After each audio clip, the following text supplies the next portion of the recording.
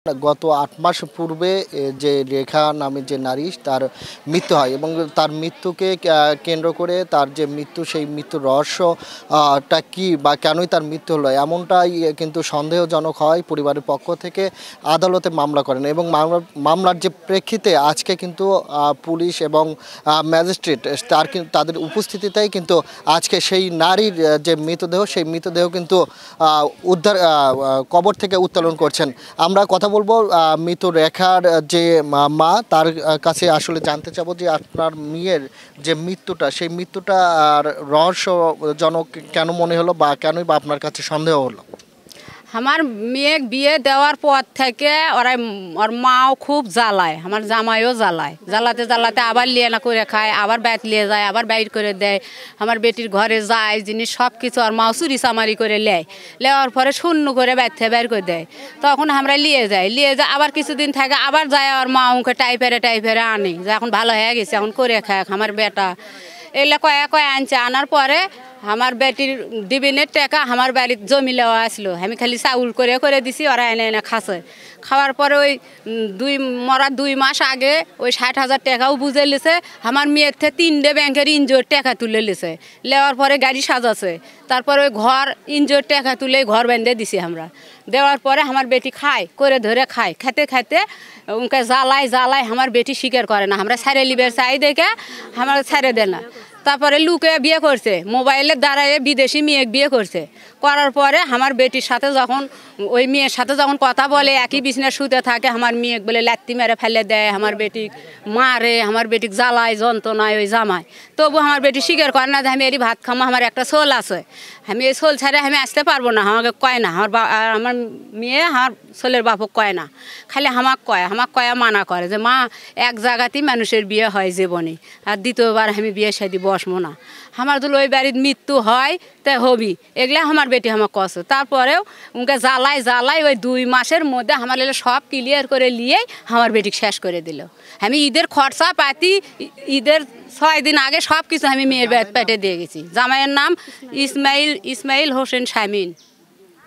ধন্যবাদ আপনাকে। যেমনটা আসলে শুনলেন, নিহত যে রেখা তার মা জানাচ্ছিলেন যে তার জামাই ইসমাইল হোসেন তার মেয়েকে বিভিন্নভাবে জ্বালা যন্ত্রণা করতেন এবং এই জ্বালা যন্ত্রণার যে মূল কারণ সেটাই তিনি বলছিলেন যে তার জামাই অন্য নারীর সাথে আসক্ত হন এবং পরকীয়া প্রেমে জড়িয়ে পড়েন, যার কারণেই এই হত্যা হয়েছে বা এই হত্যাকাণ্ড ঘটেছে এমনটাই কিন্তু তাদের সন্দেহের তীর কিন্তু লক্ষ্য করছে। আমরা কথা বলবো তার নিহত রেখার যে বোন, আমরা তার কাছে জানতে চাবো যে আসলে আপনার বোনের কি ধরনের আসলে কি কারণে আপনারা এই আদালতে মামলা করলেন এবং কেনই বা তার মৃত্যু নিয়ে সন্দেহ করছেন? আমার একটাই কথা যে আমার বোন আগা দিনে আমার বাবার বাড়ি থেকে ভালো মানুষ বেরালো, তার কোনো অসুখ নাই বেসুখ নাই, কীভাবে মারা গেল সে? আমি এই হত্যার বিচার চাই। আমার বোন যদি এমনি মরে তাকে নিয়ে এসে কবর দেবো, আর যদি তাকে মারে থাকে আমি তার বিচার চাই এই হত্যার। যে পুলিশ প্রশাসন রয়েছে এবং সেই পুলিশ প্রশাসনের এবং ম্যাজিস্ট্রেটের উপস্থিতিতেই কিন্তু যে নারী সেই নারীর মৃতদেহ কিন্তু উদ্ধার করছেন।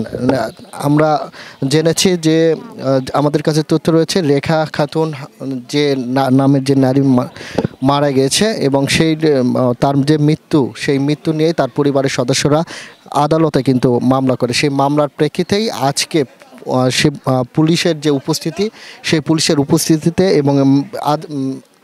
এবং ম্যাজিস্ট্রেটের যে উপস্থিতিতে কিন্তু মৃত নারীর যে মরদেহ সেটা উত্তোলন করছে। আমরা যাব তার ভাইয়ের কাছে, তৌফিক ইসলামের কাছে। আমরা জানতে চাবো যে আসলে আপনার বোনের যে মৃত্যু সেটা নিয়ে আপনারা কি ভাবছেন আর কেনই বা আদালতে মামলা করেছেন?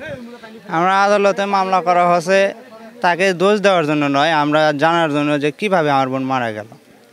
আর প্রথমত আমাদেরকে সকালবেলা ভোর 5 ঘটিকার সময় আমাদেরকে ফোন দিছিল, মানে আমাদের বলতে আমার কাছে ফোন দিছিল, আমি ঘুম থেকে ফোন ধরতে পারি না, ফোন আমি আমার মাকে দিয়েছিলাম, রিসিভ করে মা কথা বলতেছে শুধু বললো যে এদিকে বাদারফুল দিকে আগে আসেন, এনার সমস্যা, এর ভেতর ফোন কেটে দিছে। আর আমার মা ওই যায়, তাই আমার বোনের পাশে বসে থেকে কান্না করতেছিল। আমি এখন সবার আগে আসছি, এসে তার বাড়িতে গেছিলাম। প্রথমে বাড়িতে যাওয়ার পরে বাড়ির পাশে একটা বাড়ির লোক সে বলতেছে যে আজ থেকে আর কোনো ক্যাচাল ফ্যাচাল হবে না, শেষ, সব কিছু শেষ। এটুকু বললে সে আর কোনো কথা বলেনি। আমি এখন সাইকেল নিয়ে আসছিলাম, সাইকেল ফেলে দিয়ে তারই বাসাতেই থুয়ে আমি সাবেক চেয়ারম্যানের বাসার মানে পাশে এসে রাস্তার উপর দেখি আমার বোনদের একটা অটো আসছিল, এই অটোতে করে নিয়ে বসে আছে, তার মাও কান দিচ্ছে। তার সাথে মানে যে বাড়িতে আমি ওই সাইকেলটা রেখে রাখছিলাম এই বাড়ির হলো একটা বউ আছে, সেই শুদ্ধে মানে আমার বোনক কুলত করে নিয়ে বসা অবস্থায় নিয়ে তারা অটোর ভেতর আমাকে আসার জন্য অপেক্ষা করতেছে। আমার বোন আসে দেখছি মারা গেছে, কিন্তু মনে মানে নাই। আমি মনে করছি যে হয়তো অজ্ঞান হয়েছে, মুখ টুক শুকনো হয়ে উঠছে, কালো হয়ে গেছে।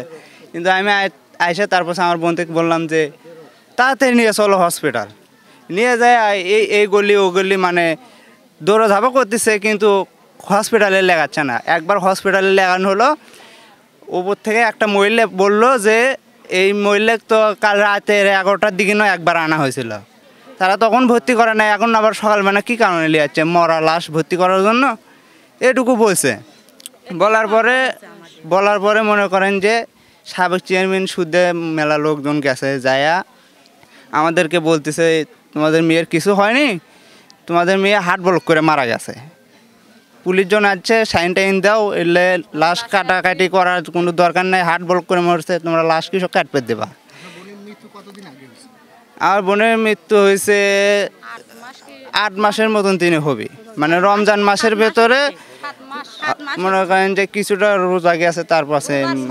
ধন্যবাদ আপনাকে, যেমনটি আসলে শুনছিলেন, ধন্যবাদ আপনাকে, যেমনটি আসলে শুনলেন একজন রেখার যে বোন রিবা, তিনি কিন্তু জানাচ্ছিলেন যে তার বোনকে কেনই হত্যা করা হয়েছে বা তার বোনের যে মৃত্যু, সেই মৃত্যুটা কেন ঘটছে সেই বিষয়টা নিশ্চিত হওয়ার জন্যই তারা কিন্তু আদালতে মামলা করেছেন তাদের পরিবারের পক্ষ থেকে। এবং তাদের যে নারীর মৃতদেহ আজকে কবর থেকে উত্তোলন করছেন 8 মাস পর, সেই নারীর মৃত্যু নিয়েই আসলে বিভিন্নভাবে গুঞ্জন রয়েছে। আমরা